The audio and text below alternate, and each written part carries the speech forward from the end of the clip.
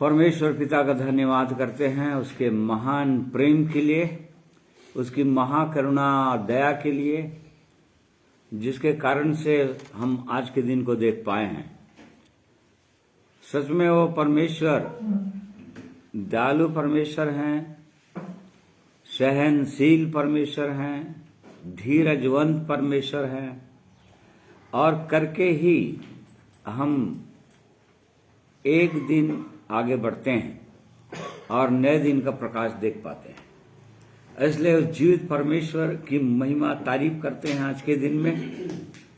अपने उद्धारकर्ता प्रभु यीशु के पवित्र नाम में उसकी स्तुति करते हैं कि एक बार फिर से उसने हमारे जीवन में सुंदर अवसर दिया है कि आज के दिन हम उसकी महिमा करें, उसकी आराधना करें, उसके पवित्र वचन की ओर ध्यान लगाएं और उसमें, उन पवित्र वचनों में उसकी महिमा को हम देख पाएं। और इसलिए फिर से परमेश्वर ने हमारे जीवन में अवसर दिया, हम उसकी स्तुति तारीफ करते हैं। और इसलिए आज के दिन में जितने मेरे प्रिय भाई और बहन जुड़े हैं अब तक और आगे जुड़ रहे हैं, मैं आप सबों को प्रभु यीशु के पवित्र नाम में जय मसीह कहता हूं। परमेश्वर आज के दिन में हम में से हर एक की सहायता अगुवाई करें ताकि उस जीवित परमेश्वर की महिमा हम करने पाएं। और इस कारण से आइए प्रार्थना करेंगे, परमेश्वर से अगुवाई मांगेंगे कि परमेश्वर हमारी सहायता अगुवाई करें आज के दिन में। इसलिए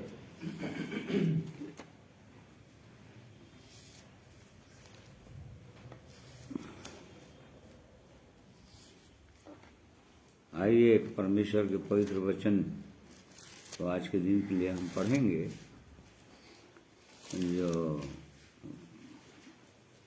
मत्ती 14 अध्याय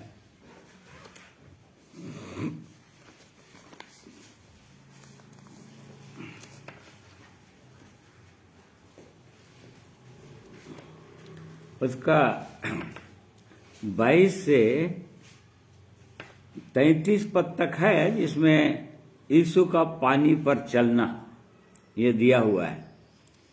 और वैसे ही यूहन्ना में भी है ये घटना और मरकुस में भी है ये घटना, परंतु एकदम डिटेल में मत्ती 14 के अंदर दिया हुआ है।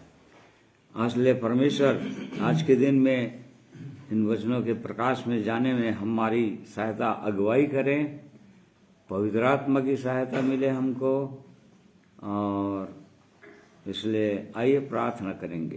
प्रेमी परमेश्वर पिता, हम आपका धन्यवाद करते हैं आज के दिन के लिए जिसे आपने बनाया है, ताकि आपके लोग आप में होकर आनंदित और मगन हों, आपकी स्तुति करें और आपके चरणों में अपने आप को दें, बलिदान करें, अपना क्रूस लेकर और आगे बढ़ें। इसलिए यह अवसर आपने हमारे जीवन में लाया है, इसलिए धन्यवाद करते हैं। पिछले दिनों में आपने हमारी सहायता की, संभाला, रक्षा रखवाली की, और फिर से आज के दिन को दिखाया है। प्रेमी परमेश्वर, धन्यवाद करते हैं आपके पवित्र वचन के लिए, जिनके खुलने से प्रकाश होता है और उसमें हम आपकी महिमा देख पाते हैं, और आपकी महिमा को देखने के द्वारा हम अपने जीवन को जांच पाते हैं। इसलिए प्रभु आज के दिन में आपकी सहायता, आपकी अगुवाई मिले। आज की संगति को, इंटरनेट को, जिसके माध्यम से आपके पवित्र वचन को बोलने का अवसर मिला है, सुनने का अवसर मिला है, और इन सब बातों के लिए हम आपका धन्यवाद करते हैं।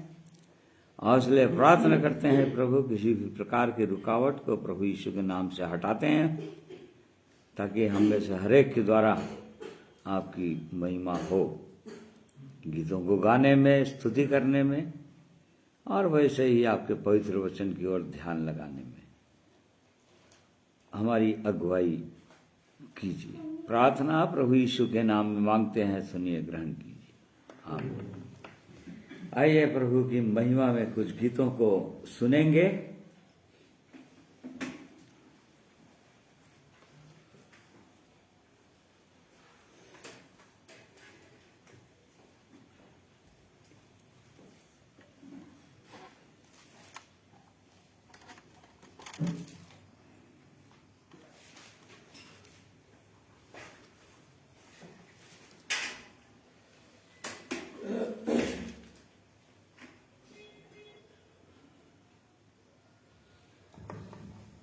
आप सबको प्रभु यीशु मसीह के नाम से सलाम करता हूँ। जय मसीह की सबको।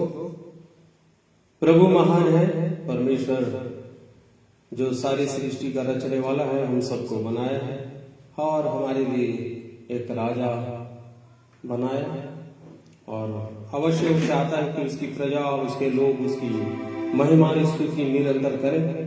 आइए हम लोग भी सब मिल करके आज की आराधना में हे परमेश्वर, हे मेरे राजा, मैं तुझको सराहूंगा, इस गीत को गा करके प्रभु की महिमा करें।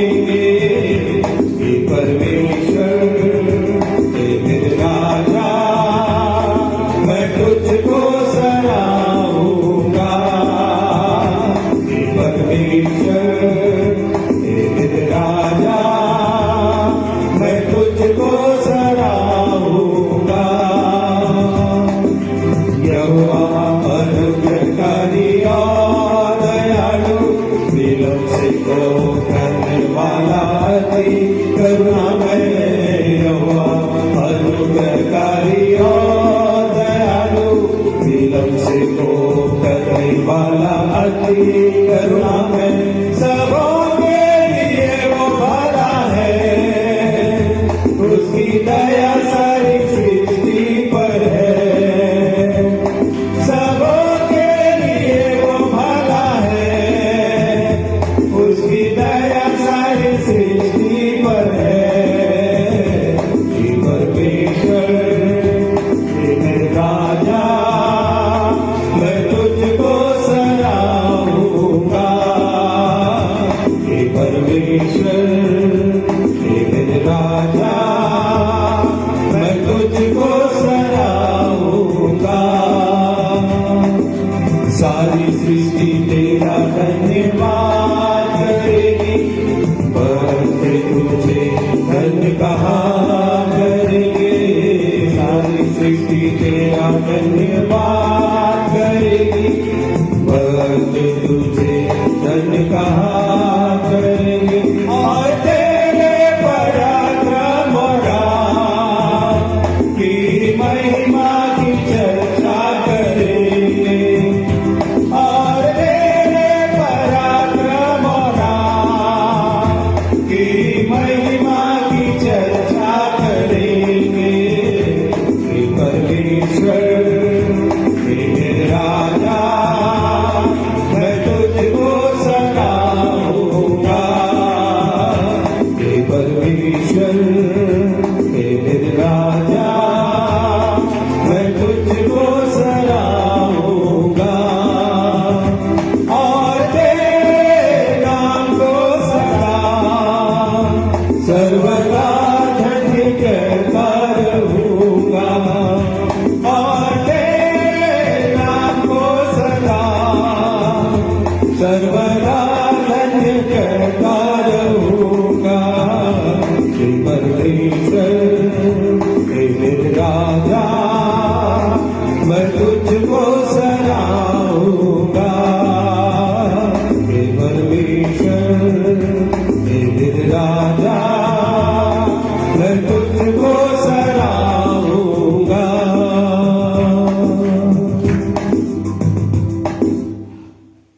प्रभु की महिमा हो, स्तुति हो। उसने हमें बनाया और इस जगत में रखा है, और वो चाहता है कि हम उसकी आराधना और उपासना बड़े सच्चाई से करें, पवित्रता के साथ करें, क्योंकि एक दिन परमेश्वर हम सब का न्याय करने वाला है, और वो दिन बहुत ही जल्द आने वाला है। और प्रभु चाहता है कि हम अपने जीवन को पवित्रता के साथ इस पृथ्वी पर बिताएं, और न्याय में उसके साथ उसके राज्य में हम लोग रहें। तो आइए हम लोग प्रभु की महिमा करेंगे। न्याय का दिन अब आ गया, तैयार हो जाओ, तैयार हो जाओ।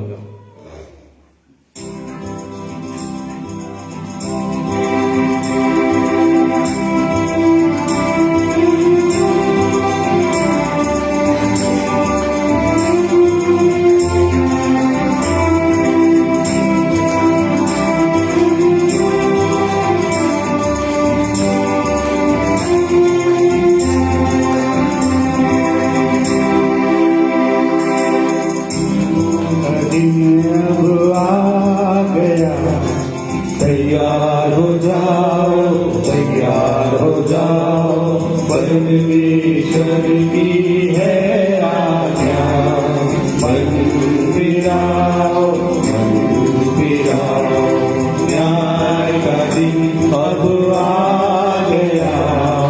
तैयार हो जाओ, तैयार हो जाओ, परमेश्वर की है आज्ञा। मन फिराओ, मन फिराओ, न्याय का दिन। जो कोई परमेश्वर से जन्मा है वो पाप नहीं करता। जो कोई परमेश्वर से जन्मा है वो पाप नहीं करता। उसका बीज उसमें बना रहता है, और वो पाप कर ही नहीं सकता। उसका बीज उसमें बना रहता है, और वो पाप कर ही नहीं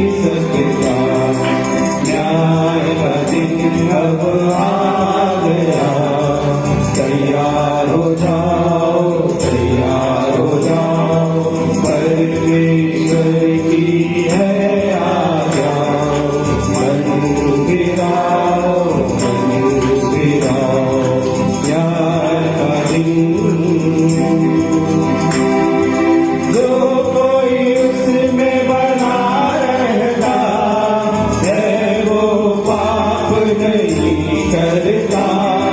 जो कोई उसमें बना रहता है वो पाप नहीं करता। जो कोई पाप करता है उसने ना तो उसे देखा है ना जाना है। जो कोई पाप करता है उसने ना तो उसे देखा है ना जाना है। न्याय का दिन अब आ गया, तैयार हो जाओ, तैयार हो जाओ, परमेश्वर की है आज्ञा। मन फिराओ, न्याय का दिन।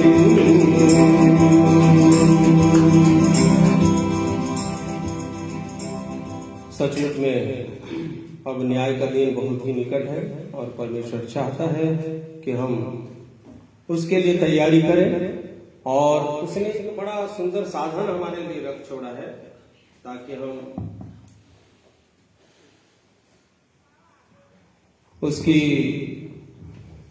उसके राज्य में जाने के लिए तैयारी करें। तो प्रभु वो साधन हमको इसलिए दे के रखा है कि हम उससे सीखें। कुछ व्यवस्थाएं, चेतावनियां, आज्ञाएं, अर्थात परमेश्वर का वचन उसने दिया है हमें। और वो चाहता है कि इन वचनों के द्वारा से, इस व्यवस्था के द्वारा से हम अपने आप को तैयार करें पृथ्वी में रहते हुए। और सचमुच में उसकी व्यवस्था बहुत ही मधुर है, जो हमें सच्चाई सिखाता है, झूठ नहीं सिखाता है। 119 अध्याय भजन संहिता में यदि हम देखते हैं तो उसके व्यवस्था के खुलने से तो प्रकाश होता ही है, उसके वचन के खुलने से, उसके वचन के द्वारा से जवान लोग हर एक प्रकार के पाप और अपराधों से बचते हैं। ये ऐसी व्यवस्था को उसने हमारे लिए रखा है। परमेश्वर का धन्यवाद करते हैं। और प्रभु चाहता है कि हम इन व्यवस्थाओं को अपने जीवन में बसा के रखें। राजा दाऊद कहता है, मैंने तेरे वचन को अपने हृदय में रख छोड़ा है कि तेरे विरुद्ध पाप न करूं। ये वचन हमें पापों से बचाता है, चंगाई देता है। मधु से भी मीठा वचन, उसकी व्यवस्थाएं हमारे जीवन को बहाल कर देती हैं, हमारी आंखों में ज्योति आने देती हैं। धन्यवाद करते हैं। 119 अध्याय का 72 पद को यदि पढ़ते हैं, भाई पढ़ देंगे थोड़ा सा।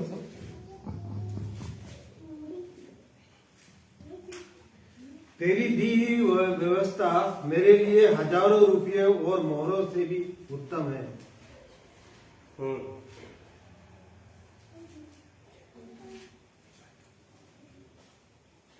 तेरी दी हुई व्यवस्था मेरे लिए हजारों मोहरों से भी उत्तम है, रुपयों और मोहरों से भी उत्तम है। सच में उसकी व्यवस्था अनमोल है, मधुर है। और आइए प्रभु की महिमा में और उसकी व्यवस्था और उसके वचन की महिमा में एक गीत को प्रभु की महिमा के लिए सुनेंगे।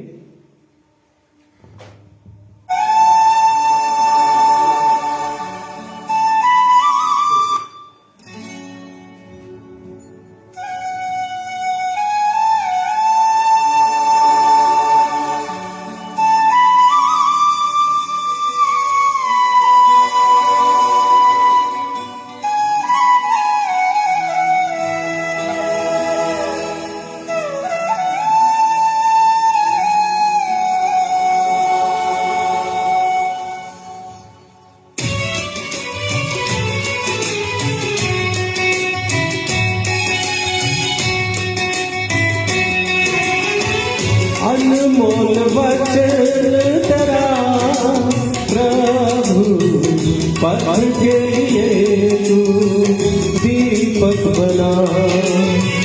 रोशनी तू है खुदा यीशु मेरे लिए तू ज्योति बना अनमोल वचन तेरा प्रभु पथ के लिए तू दीपक बना रोशनी तू है खुदा यीशु मेरे लिए तू ज्योति बना अनमोल वचन तेरा प्रभु अनमोल वचन तेरा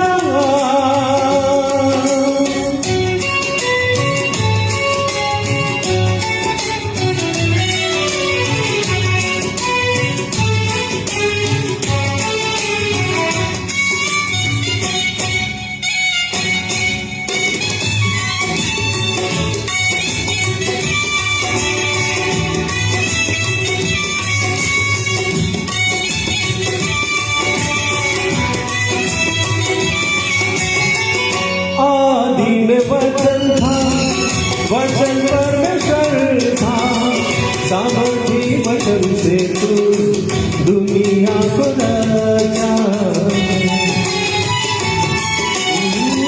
आदि में वचन था वचन परमेश्वर था सामर्थी वचन से तू दुनिया को रचा मोहब्बत हुई तेरे नाम से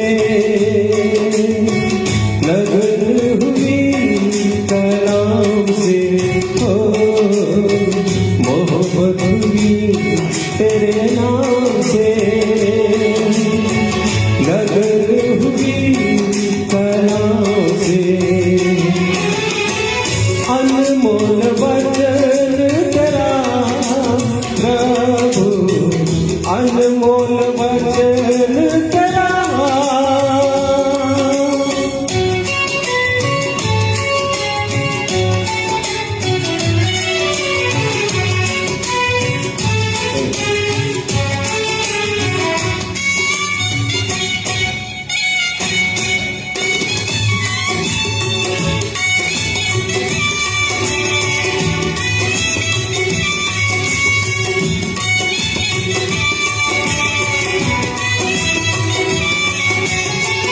मधुर तेरा वचन सोने चांदी से भी उत्तम तेरी व्यवस्था मुझको सच्चाई सिखाता मधुर तेरा वचन सोने चांदी से भी उत्तम तेरी व्यवस्था मुझको सच्चाई सिखाता ज्ञान मेरी तेरे कलाम में आराधना तेरे चरण में हो ज्ञान मेरी तेरे कलाम में आराधना तेरे चरण में अनमोल वचन तेरा प्रभु पथ के लिए दीपक बना रोशनी तू है खुदा यीशु मेरे लिए तू ज्योति बना अनमोल वचन तेरा प्रभु पथ के लिए तू दीपक बना रोशनी तू है खुदा यीशु मेरे लिए तू ज्योति बना अनमोल वचन तेरा प्रभु अनमोल वचन तेरा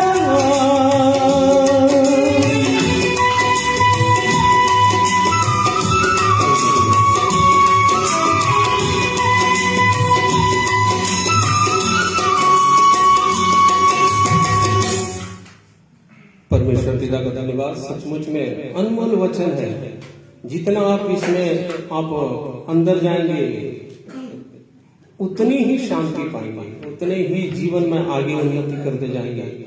और इस व्यवस्था को यदि छोड़ देते हैं तो दुखों से भर जाएंगे और भी ज्यादा। वचन में लिखा हुआ है पूरी रीति से, इसलिए उसकी व्यवस्था से जो प्रीति रखते हैं उन्हें वो सुखमय जीवन को आगे बिताते जाते हैं।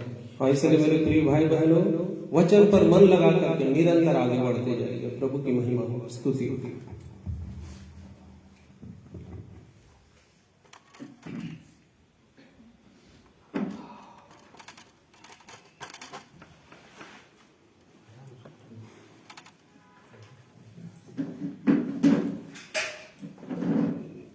धन्यवाद करते हैं अपने जीवित परमेश्वर का और उसके अनमोल वचन का जिसको उसने हमें दिया है। सच में प्रिय भाइयों और बहनों, उसका वचन बहुत अनमोल है, कीमती है। और इस कारण से परमेश्वर के लोग परमेश्वर के पवित्र वचन को, जैसा कि अय्यूब की पुस्तक में हम पढ़ते हैं, अपनी इच्छा से कहीं अधिक जानकर उसके वचन को सुरक्षित रखा उसने, अपनी इच्छा से अधिक। राजा दाऊद ने कहा कि हजारों रुपयों और मुहरों से भी अधिक है।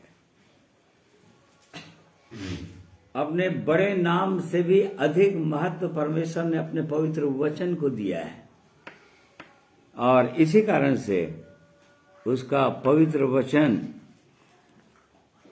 को हमको ध्यान देना है, उसके एक एक वचन पर ध्यान लगाना है, मनन करना है और इन वचनों के अनुसार अपने जीवनों को जांचना है, देखना है।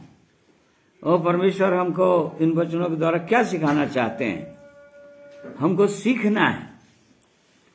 प्रभु यीशु दृष्टांतों में बातें करते थे और बहुत जगह चिन्हों में प्रकट किए कई चीजों को। जैसे कि यूहन्ना में उसने कहा कि उसने पहला चिन्ह दिखाया, दूसरा चिन्ह दिखाया। ये सही में उसका वचन अद्भुत है। और यहाँ पर मत्ती 14 अध्याय उसका 22 पद से 32 पद तक हम देखेंगे, जहां पर यीशु का पानी पर चलना, इस घटना को बताए हैं ये लोग, परमेश्वर के लोग, प्रभु यीशु के शिष्य लोग, क्योंकि उन्होंने देखा है प्रभु यीशु को पानी पर चलते हुए। तो इससे क्या प्रभु हमको सिखाना चाहते हैं, और जो भी प्रभु यीशु ने सिखाया दृष्टांतों के द्वारा हो चाहे घटनाओं को के द्वारा हो, इस बात को ही प्रभु यीशु ने बताना चाहा भीड़ को, अपने चेलों को, कि चाहे कैसो भी परिस्थितियां जीवन में क्यों ना आ जाए, कितनों भी समस्याएं जीवन में क्यों ना आ जाए, उस जीवित परमेश्वर के पास, उस प्रभु के पास हल है, उपाय है। चाहे कैसी भी परिस्थितियां हैं जीवन में। जैसा कि इसके पहले पानी पर चलने पहले 5000 लोगों को उसने, भीड़ को 5 रोटी और 2 मछली से तृप्त किया, लिखा है। अब उनके पास भोजन नहीं था, परंतु वो प्रभु जानते थे कि उसको क्या उपाय करना है, यहां पर कैसे प्रबंध करना है। लोगों के लिए, चेलों के लिए समस्याएं थी कि वो लोग कहां से प्रबंध करेंगे, कैसे लाएंगे इतने इतने भोजन, परंतु वो प्रभु सब कुछ जानते थे। इसलिए परमेश्वर अपने पवित्र वचनों के द्वारा इन बातों को सिखाते हैं, और भौतिक चीजों से सिखाते हैं, प्राकृतिक बातों को बताकर सिखाते हैं, और उसके पीछे प्रभु यीशु का एक ही उद्देश्य था, उनके आत्मिक बातों को सिखाना। जैसा कि यूहन्ना 6:63 में हम पढ़ते हैं, जब उसके और बहुत सारे चेले थे, 70 चेले, जो लोग प्रभु यीशु की बातों से ठोकर खा गए थे। जब प्रभु यीशु ने कहा था कि जब तक कोई व्यक्ति मेरा मांस नहीं खाएगा, मेरा लहू नहीं पिएगा, उसमें जीवन नहीं आ सकता। और तब फिर बहुत कड़वा लगा था प्रभु यीशु के चेलों को, और तब उल्टे फिर गए वो लोग, प्रभु यीशु के साथ नहीं चले। और तब प्रभु यीशु ने कहा कि जो बातें मैंने कहा है वो जीवन और आत्मा की बातें हैं। देखो, भौतिक चीजों से प्रभु यीशु ने आत्मिक बातों को बताना चाहा है। चाहे किसी को चंगा करके हो, सुसमाचार के अंदर चंगाई देने के द्वारा हो, चाहे किसी घटना को में असंभव को संभव बताने के द्वारा हो, उसके आत्मिक बातों को ही बताना चाहे प्रभु। तो यहां पर भी हम उसके आत्मिक पहलुओं को देखेंगे, जैसा कि प्रभु यीशु ने जो पानी पर चलकर दिखाया, और जब भीड़ को जब छट गया तो प्रभु यीशु के विषय में लिखा है, पहाड़ पर चला गया हो प्रार्थना करने के लिए, हजारों की भीड़ को खिलाने के बाद। और उससे पहले, खुद जाने के पहले, यहां पर 22 पद में देखिए क्या बोल रहा है। तब उसने तुरंत अपने चेलों को नाव पर चढ़ने के लिए विवश किया कि वे उससे पहले पार चले जाएं, जब तक वह लोगों को विदा करे। हाँ, देखो यहां पर लिखा है कि प्रभु यीशु अपने चेलों को नाव पर चढ़ने के लिए, झील के उस पार जाने के लिए विवश किया, लिखा है, कंपेल किया। इसका मतलब उसके चेले लोग जाना नहीं चाह रहे थे, उसके चेले लोग नहीं जाना चाह रहे थे, परंतु प्रभु यीशु ने उनको विवश किया, मजबूर किया कि नाव पर वो लोग चढ़ें और जाएं। और वो लोग नहीं चाह रहे थे प्रभु यीशु को इन बातों को मानने के लिए, परंतु प्रभु यीशु ने विवश किया तो वो लोग गए, चढ़े, मतलब आज्ञा माने। प्रभु यीशु के कहने से, उनको कंपेल करने से, विवश करने से वो लोग माने और नाव पर चढ़े, और नाव पर चढ़े, विवश किए। और तब फिर उसके बाद हम पढ़ते हैं वो प्रभु यीशु चले गए, पहाड़ पर चले गए प्रार्थना करने के लिए।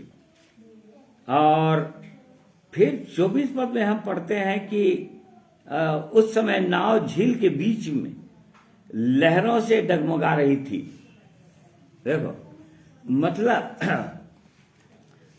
प्रभु यीशु के कहने से ये लोग, प्रभु के लोग, प्रभु यीशु के अनुसार किए, नाव पर चढ़े, अर्थात आज्ञा माने। परंतु यहां पर हम देख रहे हैं कि उसके बाद उनके जीवन में समस्या आई, नाव डगमगाने लगी, लहरें उठने लगी, वो लोग घबरा गए, डरने लगे। और अक्सर ऐसा हुआ है,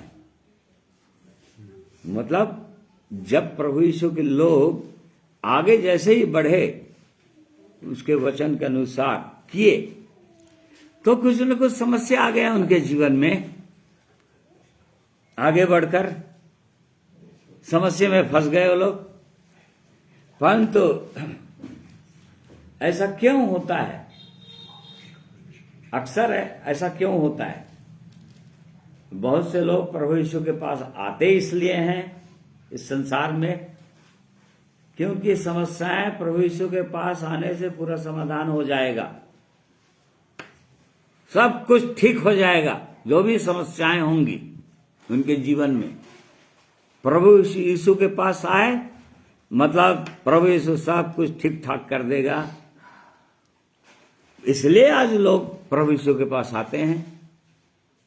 किसी का बिजनेस नहीं चल रहा है तो प्रभु के पास आते हैं, किसी को और किसी प्रकार की समस्याएं हैं तो प्रभु यीशु के पास आते हैं ये समझकर कि प्रभु यीशु सब कुछ ठीक कर देगा।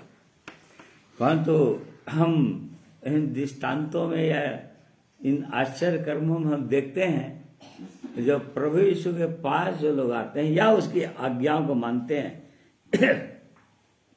उनके जीवन में समस्याएं आती है, उल्टा होता है। समस्याएं आती है, प्रभु सब कुछ जानते हैं। जैसे मरकुस का इसी का 6वें अध्याय का देखिए 48 पद पढ़िए।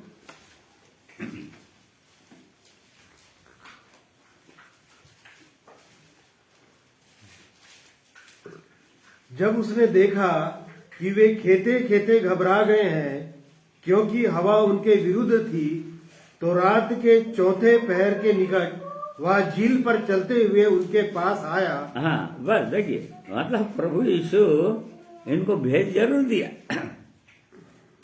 परंतु वो देख रहा था इनको, ये लोग कैसे हैं, कैसे चल रहे हैं, कैसे चला रहे हैं नाव को, और क्या समस्या आ रही है।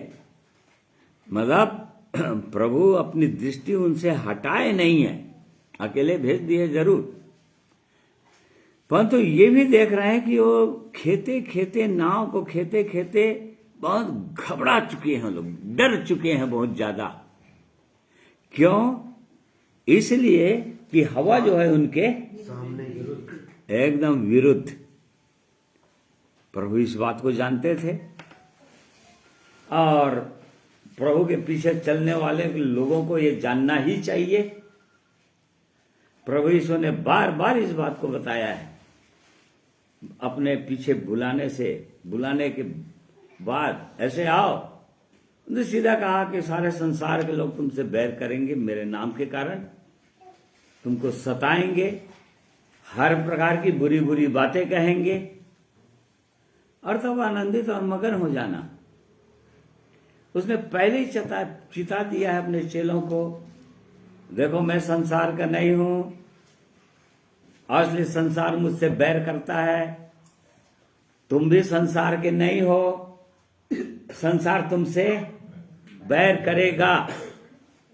क्यों? कि तुम संसार के लोगों की इच्छा के अनुसार नहीं चलोगे, एकदम विपरीत चलोगे, संसार से जस्ट उल्टा चलोगे।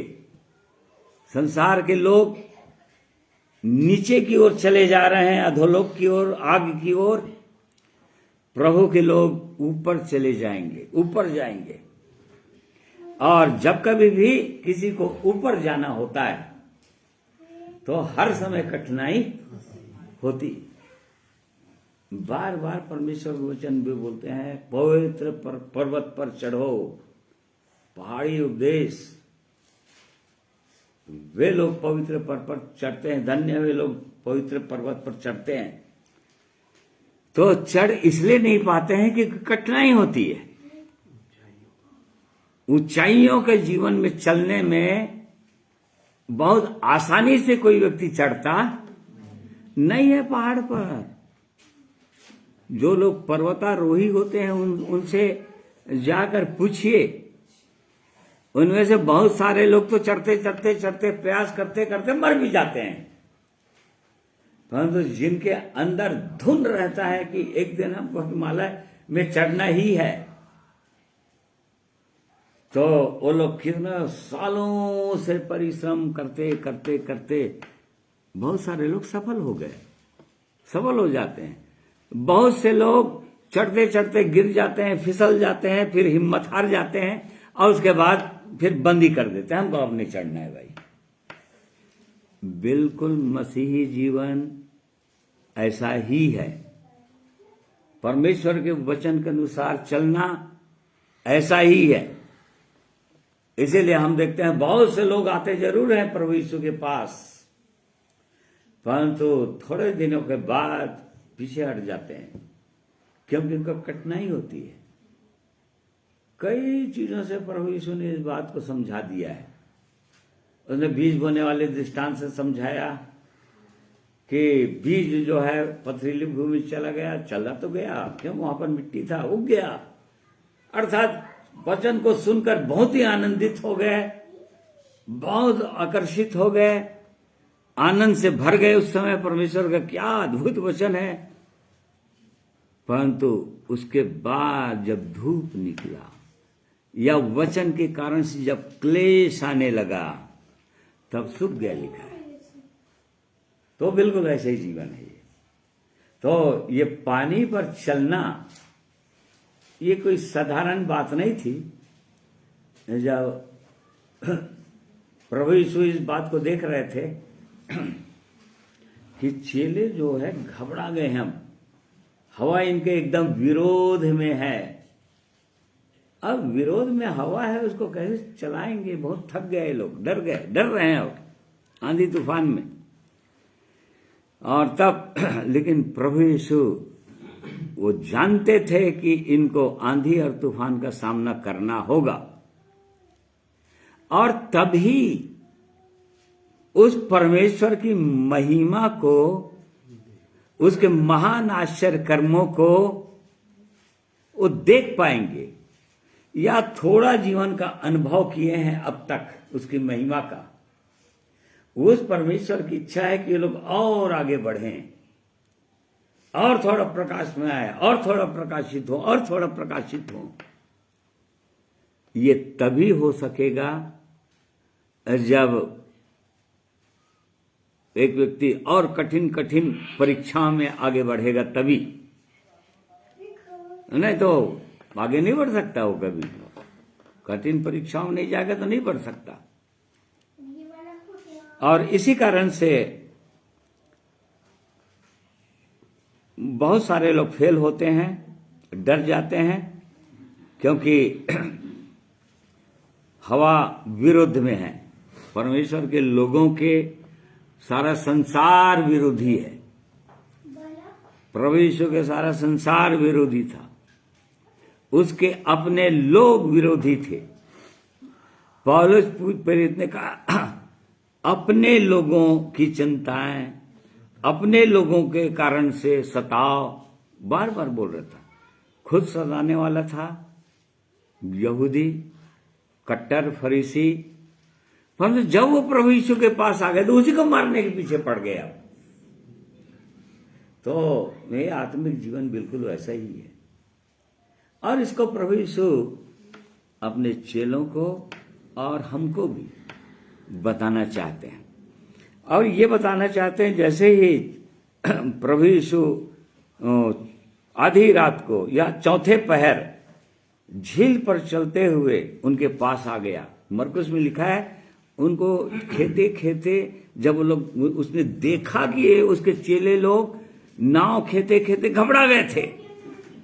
मतलब अब उनका हिम्मत अब नहीं था बिल्कुल आगे बढ़ने का।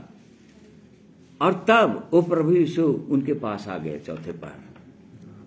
वो जान रहा है कि हमारी क्या स्थिति है, एक विश्वासी की क्या स्थिति है, कितना बल है उसके पास, और वहां से निकाल देना चाहता है वो।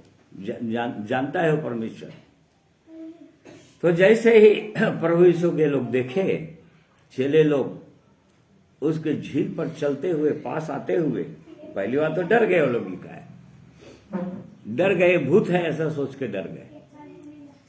और तब जब प्रभु यीशु ने कहा कि डरो मत, मैं हूं, ढांढस बांधो, मैं हूं।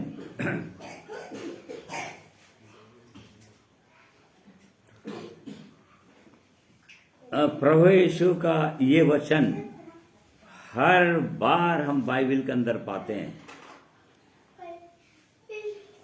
जब कभी परमेश्वर के लोग डरते हैं या समस्याओं का सामना नहीं कर पाते हैं, या उनको भय आ जाता है आगे बढ़ने के लिए, तब वो परमेश्वर इसी बात को बोलते हैं कि ढाढ़स बांधो, डरो मत, मैं हूं। वो बताते कि मैं हूं तुम्हारे पास, तुमको डरने की जरूरत नहीं है। इस बात को हमेशा। और जैसे ही उसने देखा कि चेलों ने देखा कि चल रहे हैं, और तब पतरस ने कहा कि हे प्रभु, यदि तू ही है तो मुझको भी चलने की आज्ञा दे। मैं भी चलना चाहता हूं। और तब फिर प्रभु यीशु ने कहा कि आजा, तू भी पानी में आजा। और तब वो पतरस भी चलने लग गया। पतरस भी नाव से नीचे उतरा और पानी पर वो भी चलने लगा।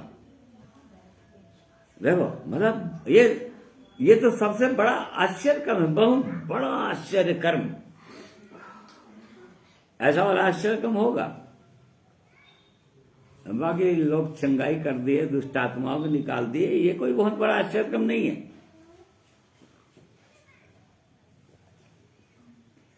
यहां पर प्रभु यीशु पानी में चल रहा है, पतरस पानी में चल रहा है, प्रभु यीशु का चेला। ये सबसे बड़ा आश्चर्य कर्म है। प्रभु चल रहा है तो प्रभु है बोलेंगे, प्रभु चल रहा है, चल सकता है। परंतु पतरस चल रहा है, उसका चेला चल रहा है, एक साधारण सा मनुष्य, और उसके जो प्रभु को का इनकार भी करने वाला, वो चल रहा है पानी पर। ये बहुत बड़ा आश्चर्य कर्म है मनुष्य के जीवन में, पानी पर चलना। या पानी पर कैसे चल सकता है एक व्यक्ति? पानी हर समय क्या करेगा? डुबाएगा भाई। जहां पानी में पैर रखेंगे तो क्या होगा? पैर नीचे की ओर जाएगा, मनुष्य डूबेगा ही, डूबना है उसको। मतलब प्रकृति के विरुद्ध है ये कि एक मनुष्य पानी पर चले। इसका कारण होता है गुरुत्वाकर्षण बल, जिसके कारण से, गुरुत्वाकर्षण बल के कारण से जो चीज को भी हम फेंकते हैं वो नीचे गिरता है। हाँ, बल है उसमें, गुरुत्वाकर्षण या खींचने का बल है पृथ्वी पे, गुरुत्वाकर्षण चुंबकीय बल है इसमें। और इसमें चलना है तो क्या चाहिए फिर? बहुत बड़ा बल चाहिए, वो भी कैसा? स्वर्गीय बल चाहिए। बिना परमेश्वर की सहायता से या सुपरफिशियल बल के बिना कोई व्यक्ति नहीं चल सकता। और चूंकि प्रभु यीशु चल रहे हैं और इसलिए कहा कि तू भी चल। प्रभु यीशु इसलिए चल पाए, वो चलकर दिखाए। तो यहां पर बहुत से लोग इस बात को भी कह सकते हैं क्यों, तो प्रभु यीशु था, वो परमेश्वर था, इसलिए चल सकता था। परंतु इस बात को हमको जानना है, परमेश्वर थे वो, परंतु यहां पर वो भी मनुष्य बने थे और वो भी हमारे समान मनुष्य बने थे। और इसीलिए हर प्रकार की परीक्षाएं जो मनुष्य के जीवन में आती है, बचपन से जवानी से, उसकी भी परीक्षाएं हुई, लिखा है बाइबल में। परंतु हर परीक्षाओं में वो जय पाए, निष्पाप निकले। तो इस पर चलना है यदि, और आत्मिक जीवन की ओर जब हम देख रहे थे, आत्मिक बातों को जब देख रहे हैं, तो ये पाप जो मनुष्य के जीवन में है, ये बिल्कुल हर समय नीचे ही खींचता है एक मनुष्य को। उसमें एक बल है, क्योंकि पाप हर समय मनुष्य को नीचे खींचता है, नीचे खींचेगा। और यदि ऊपर जाना है तो क्या होगा? ऊपर का एक बल चाहिए, जैसे कि रोमियो 8 अध्याय उसको दूसरा पद पढ़िए बल। क्योंकि जीवन की आत्मा की व्यवस्था ने मसीह यीशु में मुझे पाप की और मृत्यु की व्यवस्था से स्वतंत्र कर दिया। हाँ, देखिए, मतलब मृत्यु की और पाप की व्यवस्था है मनुष्य के जीवन में। हर समय मनुष्य पाप में ही डूबता है या पाप में गिर जाता है, मृत्यु में आ जाता है, क्योंकि व्यवस्था है ये। अब इसके विपरीत चलना, उसके लिए जीवन की व्यवस्था चाहिए, जीवन की, आत्मा की व्यवस्था एक व्यक्ति को पाप की और मृत्यु की व्यवस्था से स्वतंत्र करता है, मतलब उस पर जय दिलाता है। जो चीज असंभव है उसको संभव करता है। तो वास्तव में मसीही जीवन जो है, प्रभु यीशु के साथ चलने वाला जीवन है, बिल्कुल ऐसा ही जीवन है मानो पानी पर चलने वाला जीवन। मतलब परमेश्वर की व्यवस्था से, परमेश्वर की आत्मा की सामर्थ्य से एक व्यक्ति इस पर चल सकता है, मतलब पाप पर जय पाते हुए चल सकता है, पापों पर विजय पाते हुए चल सकता है। इस बात को प्रभु यीशु ने बताया। इस घटना के द्वारा इन बातों को प्रभु यीशु सिखाना चाह रहे थे अपने चेलों को, और इसके पीछे और बड़े बड़े वो प्रभु के प्रेम को या उसकी महिमा को बताना चाह रहे थे वो।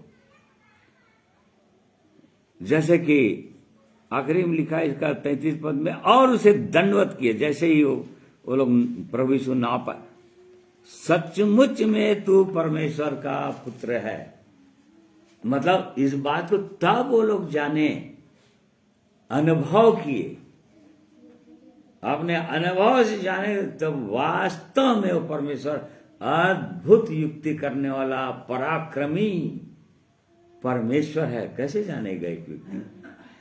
जब तक उनके जीवन में ऐसी समस्याएं नहीं आएंगी और उन पर जय पाने का अनुभव नहीं होगा, परमेश्वर उनकी सहायता नहीं करेगा, उस सामर्थ्य को नहीं अनुभव करेंगे, तब तक वो कैसे कह सकेंगे, कैसे जान सकेंगे कि वो सचमुच में परमेश्वर का पुत्र है, जो अद्भुत पराक्रमी परमेश्वर है, अद्भुत युक्ति करने वाला परमेश्वर है।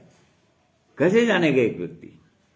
और इसी कारण से परमेश्वर अपने लोगों के जीवन में ऐसी घटनाओं को आने देता है, ऐसी परीक्षाओं को आने देता है, जो लोग प्रभु यीशु के पीछे चलते हैं उनके जीवन में आएंगे ही आएंगे। परंतु चाहे कितनों की विपत्तियां आए, परमेश्वर के वचन में प्रतिज्ञा है।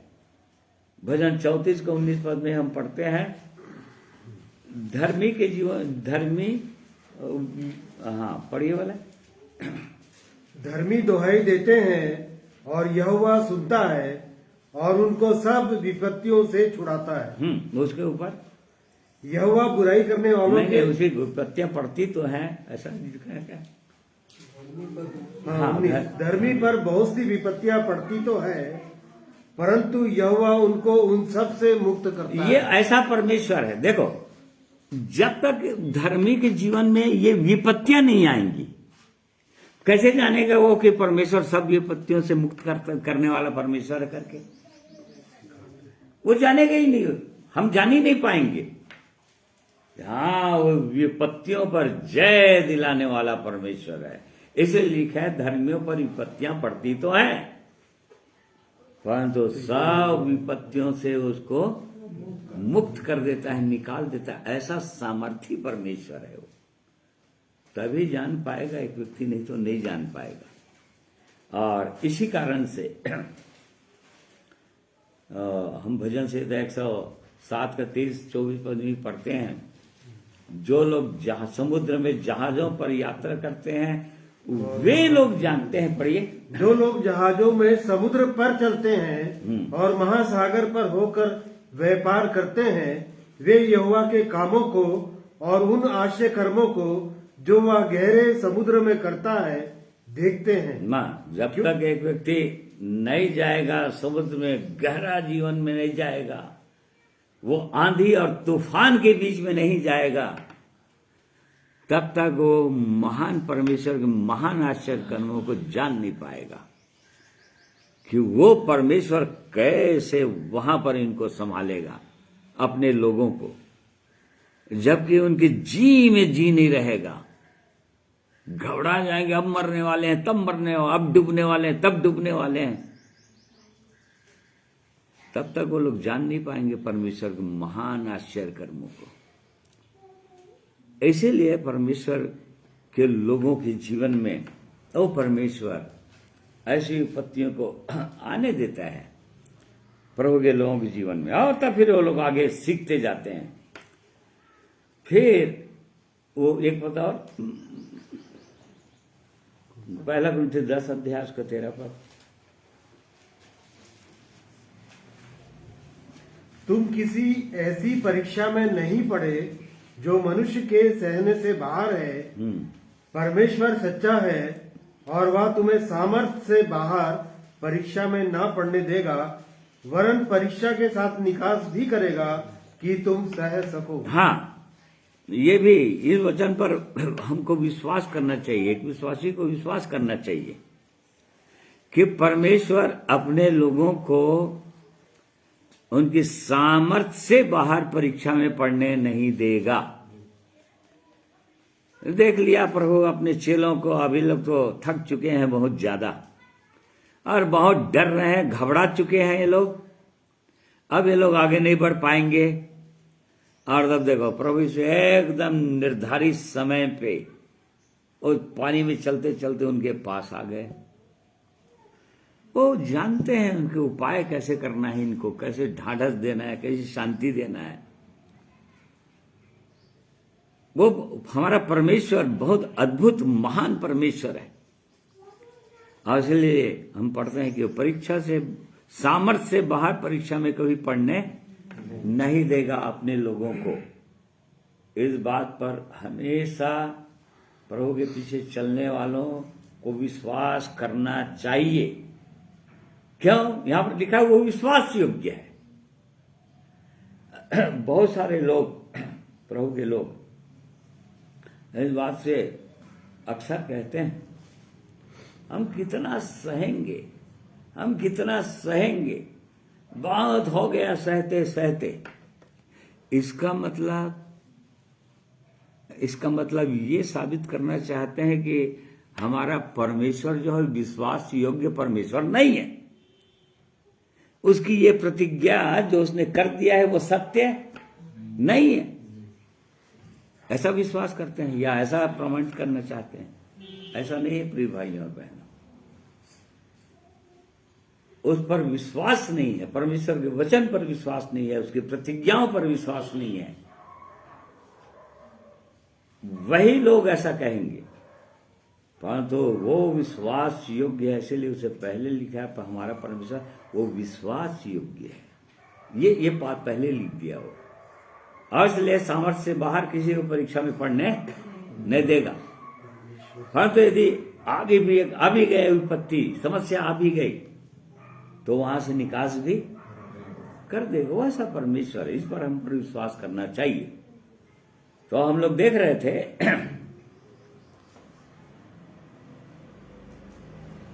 जब लोग डर रहे थे तब ईश्वर ने तुरंत उनसे बातें की और कहा ढाढ़स बातों मैं हूं, डरो मत।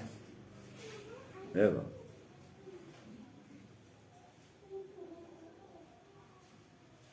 तो हर समय बातें करने, जैसे ही ऐसे समस्या है प्रभु आ जाएगा वहां और वो चाहेगा कि वो डरे मत। वो बताना चाहे कि मैं हूं तुम्हारे पास, मैं दूर नहीं गया हूं। भले यहां पर मैं दूर हो गया हूं। इससे पहले हम घटना और प्रभु यीशु ने बताया, जबकि प्रभु यीशु भी उस नाव में थे चेलों के, जो लूका 8 अध्याय में दिया हुआ है। और तब फिर वो सो गए थे, प्रभु यीशु सो गए थे, नाव चल रही थी, उसके 12 चेले लोग थे, सो गए थे। और तब आंधी और तूफान आई और तब भयंकर घबरा गए थे, वो लोग डर गए थे क्योंकि नाव पानी से भरने लगी थी। और तब उसको जगाए थे, उनको एहसास था कि प्रभु उनके पास है, तभी भी डर रहे थे। और यहां पर प्रभु यीशु नहीं है, परंतु तो भी प्रभु यीशु ये बताना चाहते हैं कि मैं तुमसे दूर नहीं हूं, इसलिए डरने की कोई जरूरत नहीं है। मेरी दृष्टि तुम्हारी ओर लगी हुई है। परमेश्वर की दृष्टि अपने लोगों की ओर लगी रहती है, लगातार उसके चाल चलन को देखते रहते हैं, एकदम चिंता करते रहते हैं। वो ऐसा परमेश्वर है और इसलिए डरने की कोई जरूरत नहीं है। फिर आगे बढ़िए, 28 पद पढ़िए। पतरस ने उसको उत्तर दिया, हे प्रभु, यदि तू ही है तो मुझे अपने पास पानी पर चलकर आने की आज्ञा दे। और उसने कहा, आ। तब पतरस नाव पर से उतरकर यीशु के पास जाने को पानी पर चलने लगा। हाँ, पर हवा को देखकर डर गया। ये समस्या है आज मनुष्य के जीवन में। पर हवा को देखकर डर गया। चल रहा है प्रभु ने, पता नहीं कितने दूर तक चलता रहा होगा। प्रभु इधर आ रहे हैं, उधर से आ रहे हैं, पतरस भी चल रहा है, चलते चलते। और इसका मतलब हम यहां पर देख रहे हैं कि जब तक पतरस प्रभु को देखते हुए चल रहा होगा, तब तक उसको कोई समस्या नहीं थी, तब वो डूबा ही नहीं। परंतु यहां पर दिख रहा है कि हवा को देखकर, मतलब प्रभु की ओर से उसकी दृष्टि हवा की ओर हो गई, मतलब प्रभु की ओर देखना बंद कर दिया वो दाएं और बाएं देखने लगा। तो जब दाएं और बाएं देखने लगा तो हवा तो वैसे ही विरोध में चल रहा है। वो नाव तो हवा के विरोध में, लहरों के विरोध में वैसे ही जा रहा है वो। और तब फिर वो घबरा गया, वो भी डर गया वो, और तब वो डूबने लगा। ये बिल्कुल ऐसा ही है। यदि हमको इस मार्ग में चलना है तो हम परमेश्वर के वचन में पाते हैं, इब्रानी 12 उसका 3 पद में, अपने उद्धार के कर्ता और सिद्ध करने वाले यीशु की ओर देखते हुए। देखो, जो लोग अपने प्रभु यीशु की ओर देखते हुए चलते हैं, क्यों? क्योंकि उद्धार का कर्ता और सिद्ध करने वाला, मतलब उद्धार का जीवन उसने दिया, विश्वास उसने जगाया हृदय के अंदर, और आगे भी वही बढ़ाएगा, अंत तक वहां तक वही पहुंचाएगा। जब तक एक व्यक्ति उसको देखते हुए चलता है तब तक वो नहीं डगमगाता। अक्सर हम इस आत्मिक जीवन में, कलीसियाई जीवन में देखते हैं विश्वासियों को, जब जब मनुष्यों को देखने लगते हैं, किसी भाई या किसी बहन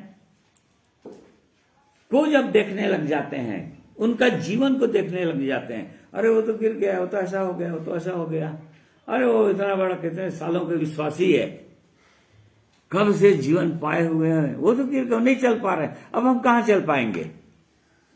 देख लीजिए, उनको गिरना ही गिरना है फिर।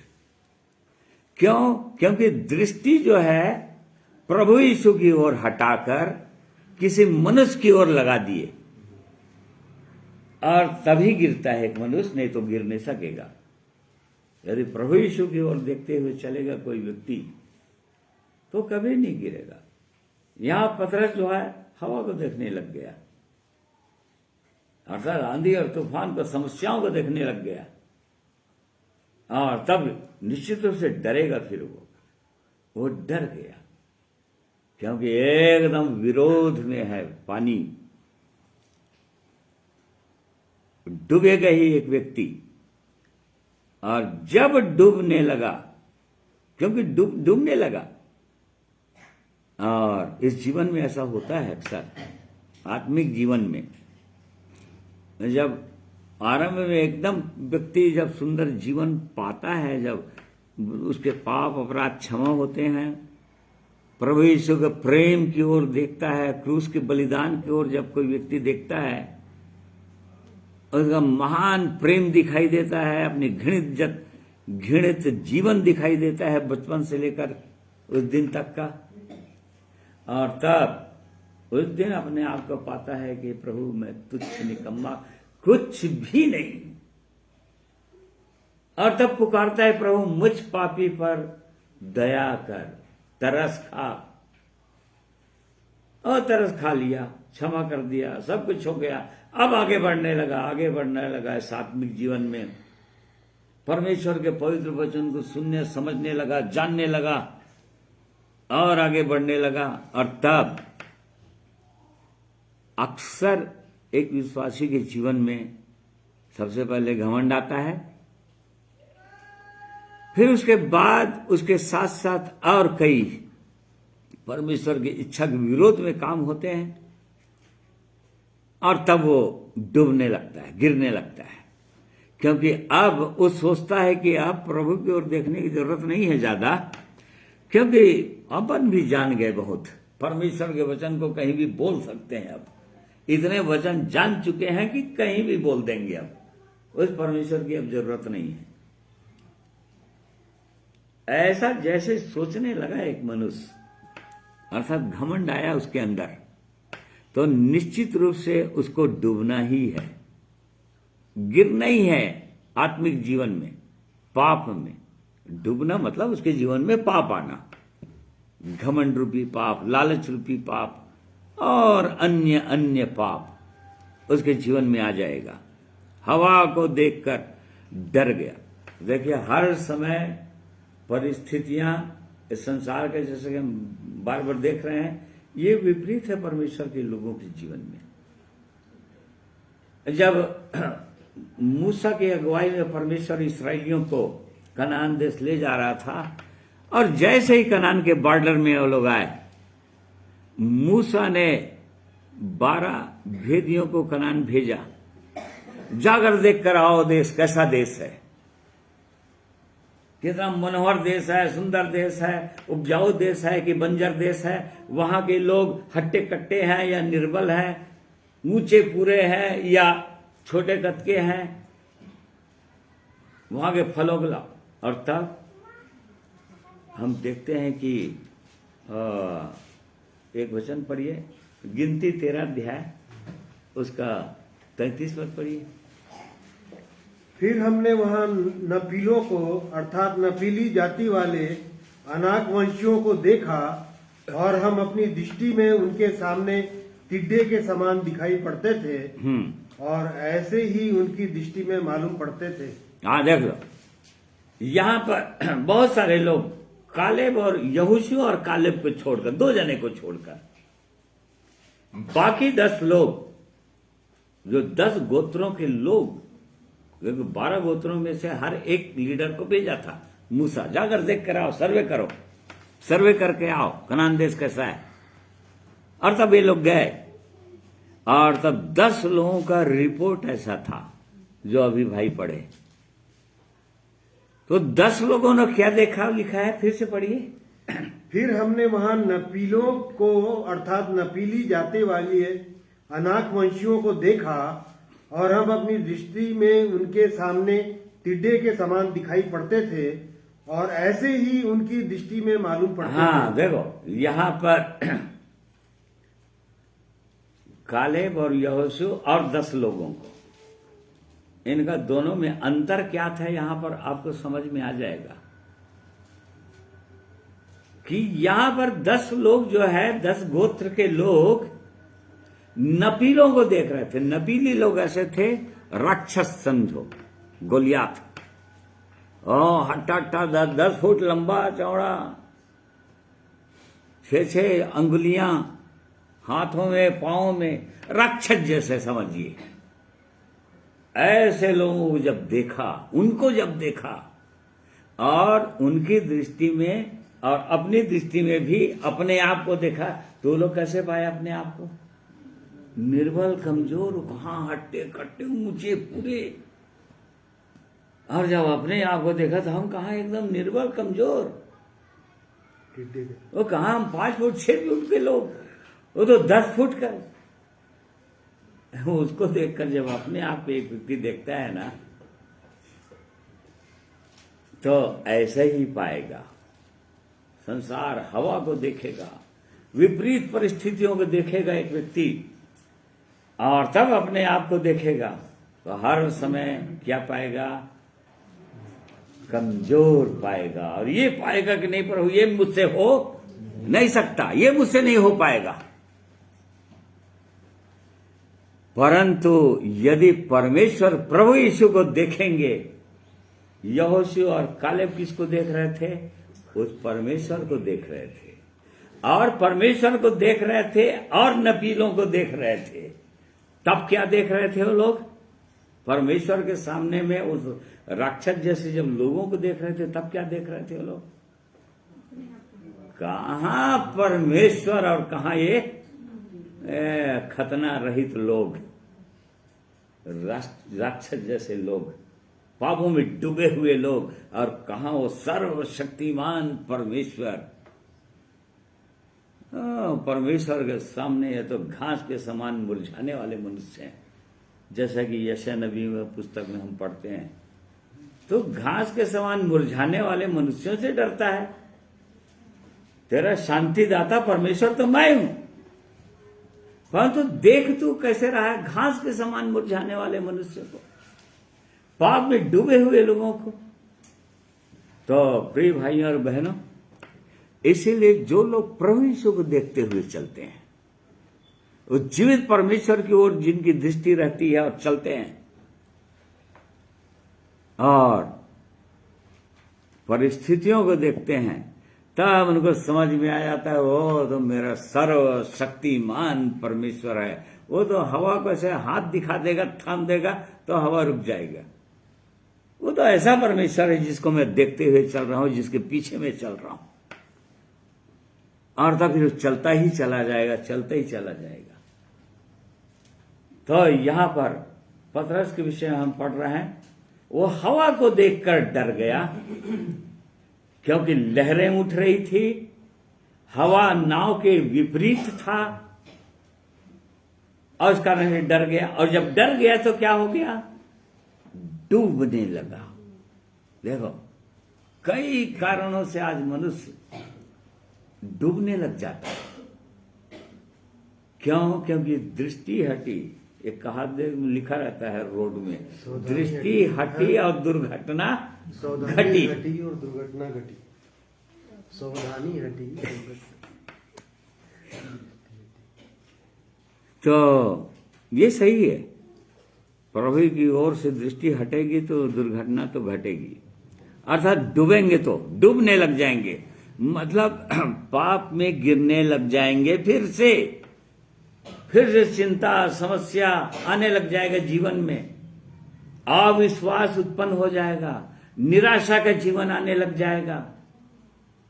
क्यों? क्योंकि प्रभु की ओर से उसको देखना छोड़कर लोगों को देखना शुरू कर देंगे। परंतु उसके बावजूद भी जब वो डूबने लगा तो चिल्लाकर कहा, हे प्रभु मुझे बचा। देखो, जब एक व्यक्ति डूबने लगता है, डूबने लगा तो उसे तुरंत चिल्लाया, अर्थात उस परमेश्वर से प्रार्थना किया, प्रभु से प्रार्थना किया। एक छोटा सा प्रार्थना किया उसने, हे प्रभु मुझको बचा ले, मुझको बचा ले प्रभु। बहुत लंबी चौड़ी प्रार्थना करने की जरूरत नहीं है। और प्रभु जान रहा है, वो पहले ही देख रहा है वो कि ये डूब रहा है, और वो पूरा हाथ थाम देगा वो तुरंत। जब डूबने लगा तो चिल्लाकर कहा, हे प्रभु मुझे बचा। फिर यीशु ने तुरंत हाथ बढ़ाकर उसे थाम लिया और उससे कहा, बस देखो यहां पर लिखा है तुरंत, बस पुकारने की जरूरत है। यशायाह नबी पुस्तक में हम पढ़ते हैं, तू कहेगा और मैं कहूंगा मैं यहां हूं। ऐसा परमेश्वर है, तू पुकारेगा और मैं कहूंगा। मतलब वो प्रभु अपने लोगों की आवाज को सुनने के लिए तरसते रहता है।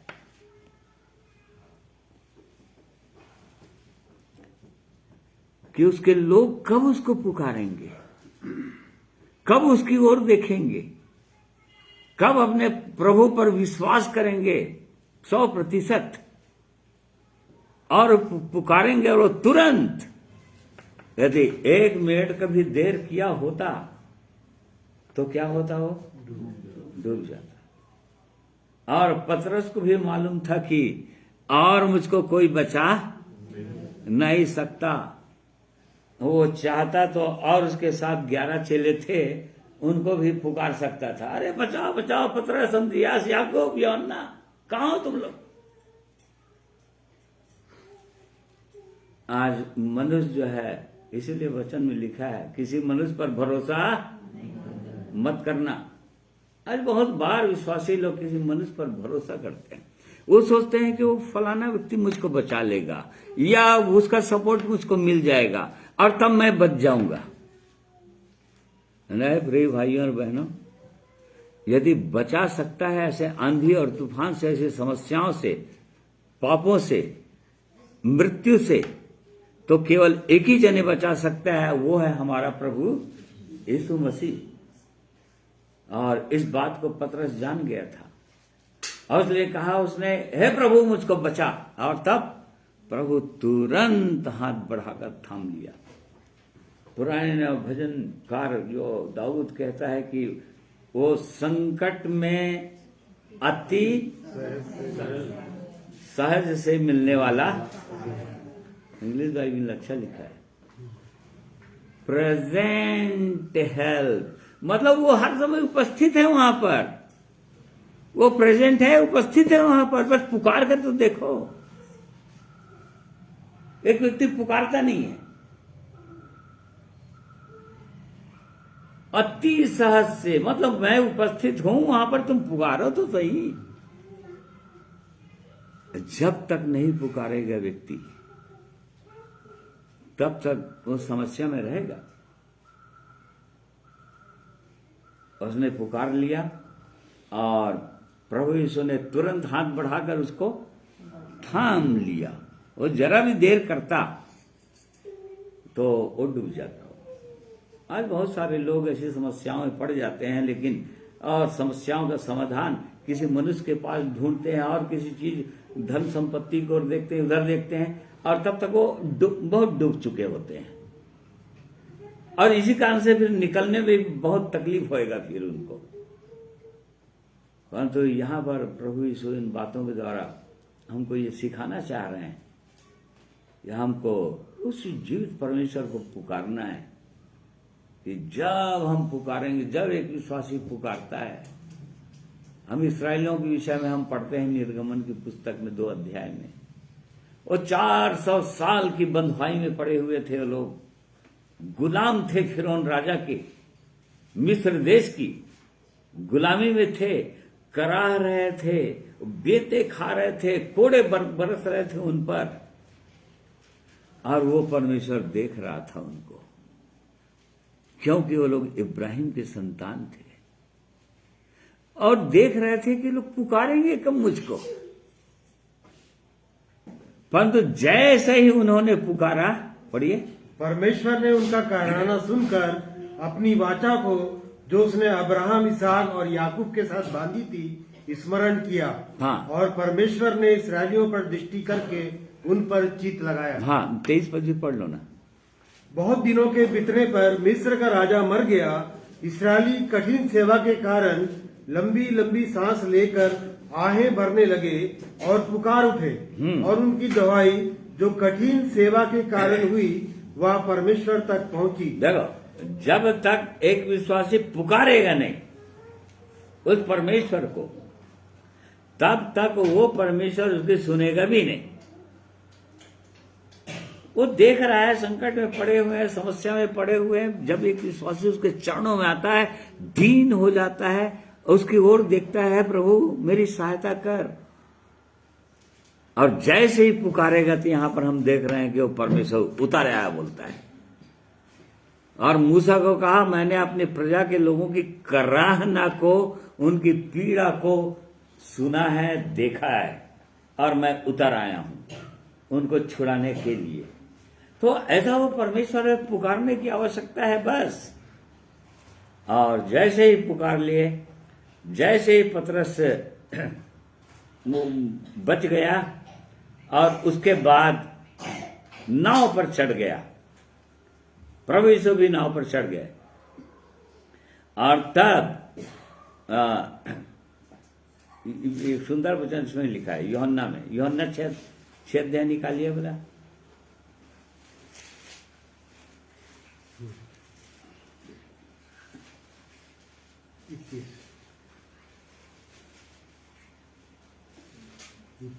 एक मिनट सॉरी, हाँ पढ़ो, कौन सा है?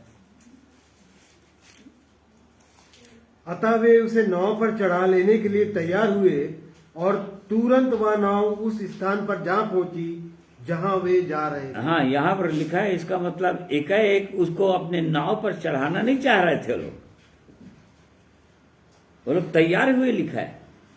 मरकुस में लिखा हुआ है उनके प्रभु यीशु के ढंग से ऐसा लग रहा था कि वो आगे चला जा रहा है, वो लोग देख रहे हैं। और ये देख रहा था प्रभु कि ये लोग कब मुझको पुकारेंगे। मरकुस 6 अध्याय में लिखा हुआ है। हाँ, वही लिखा है, पढ़िए।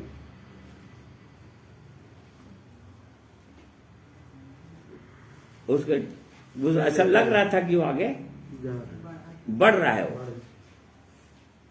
तो देखिए वो प्रभु जो है वो देखते रहता है। हाँ पढ़िए। जब उसने देखा कि वे खेते खेते घबरा गए हैं क्योंकि हवा उनके विरुद्ध थी, तो रात के 4थे पहर के निकट वह झील पर चलते हुए उनके पास आया और उनसे आगे निकल जाना चाहता था। हाँ देखो, वो प्रभु तो आगे चल जाना चाह रहा था। वो देख रहा था कि ये लोग अपना खुद परिश्रम करके आगे बढ़ना चाहते हैं,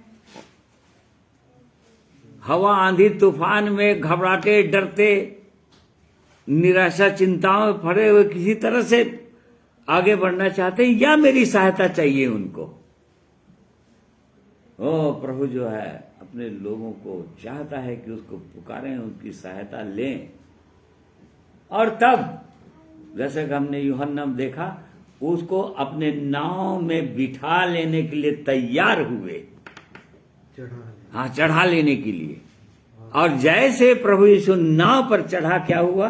और तुरंत वह नाव उस स्थान पर जा पहुंची जहां वे जा रहे थे। तो पता नहीं झील के बीच में कहां पर रहे होंगे वो लोग। वो जैसे ही प्रभु यीशु चढ़े उस नाव में, झील के किनारे जहां जाना था उनको पहुंच गए। अपन भजन संहिता 103 में भी 7 में भी यही पढ़ते हैं। हाँ, जैसे वो लोग पुकारे उस परमेश्वर को, वो मन चाहे बंदरगाह में उनको पहुंचा दिया।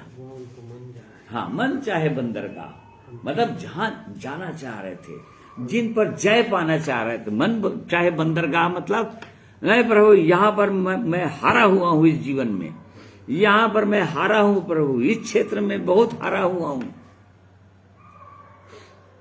यहां पर मुझको पहुंचना है, यहाँ इस पर मुझको जय पाना है।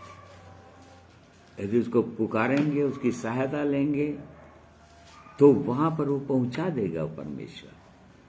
और तब जैसे ही पहुंच गए, तो अब प्रभु यीशु क्या किया? हाँ, 14 अध्याय उसका 31 पद। यीशु ने तुरंत हाथ बढ़ाकर उसे थाम लिया और उससे कहा, हे अल्प विश्वासी, तूने क्यों संदेह किया? जब वे नाव पर चढ़ गए तो हवा थम गई। हाँ, इस पर उन्होंने जो नाव पर थे उसे दंडवत करके कहा, सचमुच तू परमेश्वर का पुत्र है। देखो, जब तक विश्वास नहीं रहेगा, प्रभु यीशु यदि नाव में नहीं है, तो आंधी और तूफान तो चलते ही रहेंगे, डर लगेगा। लेकिन प्रभु यीशु जहां आ गए, यहां लिखा है कि हवा थम गई।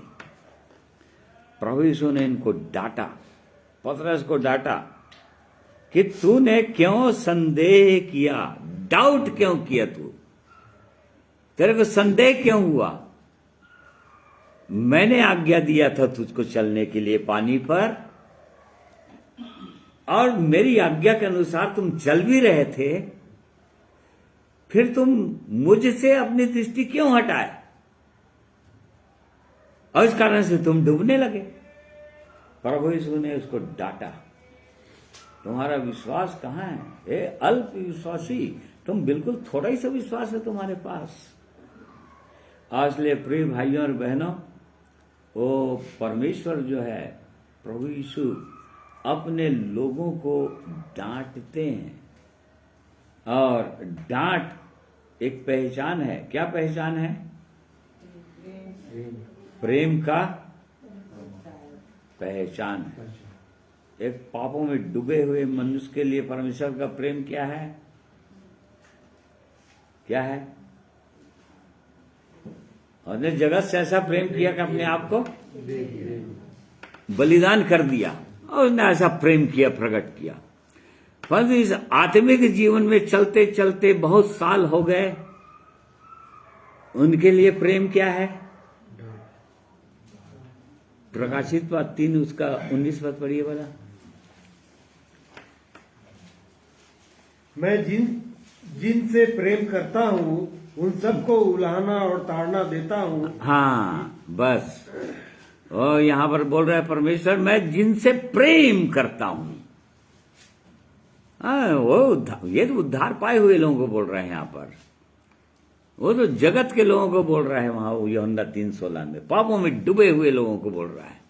यहां पर प्रभु यीशु अपने लोगों को बोल रहा है, जो लोग चल रहे हैं इस मार्ग में ऑलरेडी, परंतु उसके बाद भी उनके जीवन में ऐसी समस्याएं आ रही है, अविश्वास आ रहा है, घमंड आ रहा है, परमेश्वर की इच्छा विरोध में हो रहे हैं। तो यहां पर बोल रहा है, जिनसे मैं प्रेम रखता हूं उनको डांटता हूं। तो ये प्रभु के प्रेम का प्रमाण है। यदि परमेश्वर के लोग हैं, प्रभु के पीछे चलने वाले लोग हैं, यदि हमारे जीवन में ऐसी समस्याएं, कोई ताड़ना है, बीमारी है, या और कोई भी किसी प्रकार से समस्या है, तो ये भी क्या है? परमेश्वर का प्रेम का प्रमाण है ये। क्योंकि यहां पर परमेश्वर का वचन लिखा है कि मैं जिनसे प्रेम करता हूं उनको उलाहना देता हूं, उनको ताड़ना देता हूं, उनको डांटता हूं। और ये परमेश्वर का प्रेम है। और तब आखिरी पद 33 पद, इस पर उन्होंने जो नाव पर थे उसे दंडवत करके कहा, सचमुच तू परमेश्वर का पुत्र है। हाँ, यहां पर वो लोग सच्चे सही में आराधना की, दंडवत की, मतलब उसके चरणों में गिर गए। सचमुच में तू परमेश्वर का पुत्र है। हम लोग तो सोच रहे थे कि केवल तू मैं से ही हमको बुला भर लिया है, या कुछ आश्चर्य करके, तो आप जान गए कि तू परमेश्वर का पुत्र है, और उसके चरणों में आ गए, गिर गए, दंडवत किए, मतलब आराधना किए। सच्ची आराधना यही। तो इस प्रकार से परमेश्वर का अद्भुत महान प्रेम है अपने लोगों के लिए, कि वो कैसे आगे बढ़ाता है, और इस प्रकार से हम जय प्राप्त कर सकते हैं, क्योंकि प्रभु यीशु जय पाया हुआ है। हमारी नई परीक्षा हुई उसकी। पूरी रीति से मनुष्य था, पूरी रीति से परमेश्वर भी था, पूरी रीति से मनुष्य भी था वो। और इसी कारण से वो कह सकता था कि मेरे पीछे चलो, क्योंकि मनुष्य था इसलिए। और इसलिए परमेश्वर का धन्यवाद करते हैं उसके पवित्र वचनों के लिए, जिनके द्वारा प्रभु के महान प्रेम को हम समझ सकते हैं, और उसका उद्देश्य को हम समझ सकते हैं। और कई बार विपरीत परिस्थितियों में प्रभु हमको कुछ करने के लिए बोलता है, करो, आज्ञा देता है, चलो इसके अनुसार, कोई बात नहीं, तुम चलो तो सही। और तब जो लोग विश्वास करके आगे बढ़ जाते हैं, वो लोग उस जीवित परमेश्वर के महान प्रेम को, महान आश्चर्य को अपने जीवन में अनुभव कर पाते हैं। और इसलिए परमेश्वर का धन्यवाद करते हैं उसके इस सुंदर वचनों के लिए। परमेश्वर हम में से हर एक को अपने इन पवित्र वचनों के द्वारा आशीषित करें। आइए एक वचन सुनेंगे, गीत सुनेंगे प्रभु की महिमा में।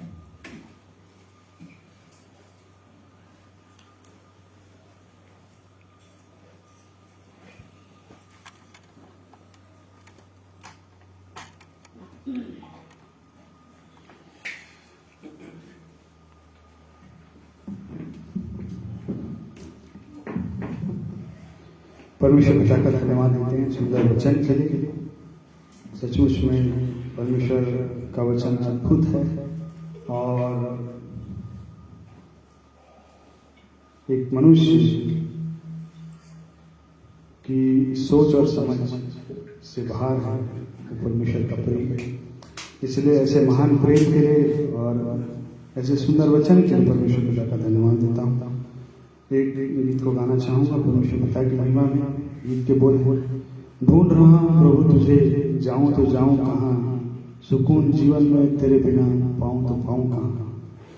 बहुत सुंदर एक वचन है। राजा दाऊद कहता है भजन 23 में कि हे परमेश्वर तू मेरा परमेश्वर है, मैं तुझे यज्ञ से ढूंढूंगा, सूखी और निर्जल ऊसर भूमि पर मेरा मन तेरा प्यासा है, मेरा शरीर तेरा अति अभिलाषी है। सचमुच में हमें भी ऐसे ही प्यास की आवश्यकता है हमारे जीवन में कि हम उस परमेश्वर के लिए अति अभिलाषी हो जाएं और अपने पूरे तन मन से उस परमेश्वर की खोज करें ताकि हमारा मन उद्धार हो। आइए इस गीत को सुनिए।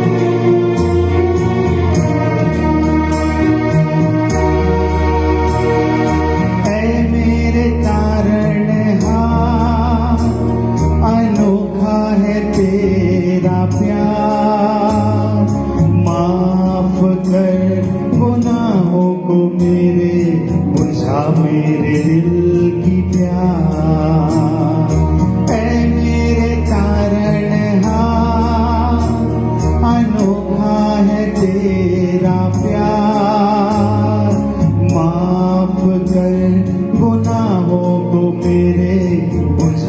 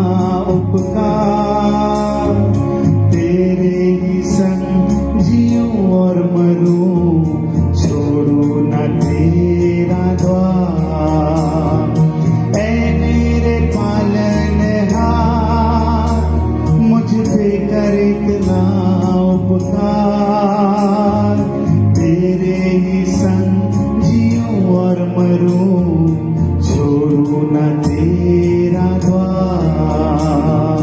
ढूंढ रहा हूँ प्रभु तुझे, जाऊं तो जाऊं कहाँ, सुकून जीवन में तेरे बिना, पाऊं तो पाऊं कहाँ। ढूंढ रहा हूँ प्रभु तुझे, जाऊं तो जाऊं कहाँ, सुकून जीवन में तेरे बिना, पाऊं तो पाऊं कहाँ, पाऊं तो पाऊं कहाँ, पाऊं तो पाऊं कहाँ।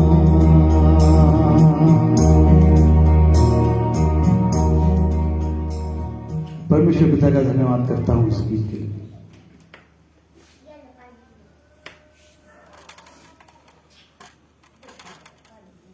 सचमुच ये प्रिय भाइयों और बहनों, बिना प्रभु यीशु के किसी के जीवन में आनंद और शांति आ नहीं सकती, क्योंकि वही एकमात्र हमारे जीवित परमेश्वर हैं और हमारे शांतिदाता परमेश्वर है। और इसलिए उसके चरणों में आने की आवश्यकता है हर एक को। उसके चरणों में दीन होने की आवश्यकता है, टूटने की आवश्यकता है, और उसका पवित्र वचन के प्रकाश में उसकी महिमा को हमने देखा कि कैसा वो महान परमेश्वर है वो। और इसलिए अपने जीवन को उसको और समर्पित करने की आवश्यकता है। और इसलिए प्रिय भाइयों और बहनों, आइए प्रार्थना करेंगे। प्रेमी परमेश्वर पिता, हम आपका धन्यवाद करते हैं आपके पवित्र वचन के लिए, जो मधु सा मीठा है, अद्भुत वचन है प्रभु। आप अपने लोगों को अपनी आत्मा के द्वारा अद्भुत अद्भुत बातों को सिखाते हैं और चाहते हैं कि हम आपके प्रेम को समझें, आपके सामर्थ्य को अनुभव करें अपने जीवन में, और जो आपके उद्देश्य है कि आपके पीछे हम भी चलें और तब आपकी महिमा होगी। और इसलिए धन्यवाद करते हैं आज के वचन को बोलने में, सुनने में, समझने में हम सबों की सहायता किया है। पवित्र आत्मा के लिए धन्यवाद करते हैं परमेश्वर, आपने हमारी सहायता, हमारी अगुवाई की, और भी आपने हम अपने अपने जीवन को जांचने में सहायता किया कि कहाँ कहाँ पर हमारा विश्वास डगमगा रहा है, हमारी दृष्टि किन किन चीजों पर लगी हुई है, हमारा भरोसा किन किन बातों पर है। कहीं अपने ऊपर तो नहीं है, कहीं और दूसरे लोगों पर तो नहीं है, कहीं धन संपत्ति पर तो नहीं है, कहीं अपनी योग्यताओं पर तो नहीं है। आप प्रभु, आप पर हमारा भरोसा हो, ऐसा अनुग्रह कीजिए। अपने आप को, जीवन को आपके हाथों में सौंप देते हैं। धन्यवाद करते हैं, इन वचनों के द्वारा आपने हमें सिखाया, हमसे बातें की, और एक बार फिर से आपके चरणों में दीन होने में सहायता किया है। इसलिए हर एक प्रिय भाइयों बहनों के लिए मैं धन्यवाद करता हूं। हर एक की सहायता, अगुवाई कीजिए प्रभु, कि आत्मिक जीवन में और आगे उठे और सचमुच में आपके योग्य हो जाएं, तैयार हो जाएं पूरी रीति से। यही आपकी इच्छा है। धन्यवाद करते हैं, आपने प्रार्थना सुना है। इस विनती को प्रभु यीशु के नाम में मांगते हैं, सुनिए, ग्रहण कीजिए। आमीन। प्रिय भाई और बहनों, आप सबों का मैं धन्यवाद करता हूं। आपने मेरे साथ ऑनलाइन जुड़कर परमेश्वर के पवित्र वचन को सुने हैं, सुनने के लिए समय आपने निकाला। परमेश्वर आप सबों को आशीषित करें। आप सबों को मैं प्रभु यीशु के पवित्र नाम में जय मसीह बोलता हूं और भी आशा करता हूं कि आगे भी हम इसी तरह से परमेश्वर के पवित्र वचन को सुनने के लिए, समझने के लिए भूखे और प्यासे रहेंगे, ताकि अंततः हम प्रभु के योग्य पाए जाएं। इसलिए आप सबों को जय मसीह की। प्रभु आप सबों को आशीषित करे आज के दिनों में।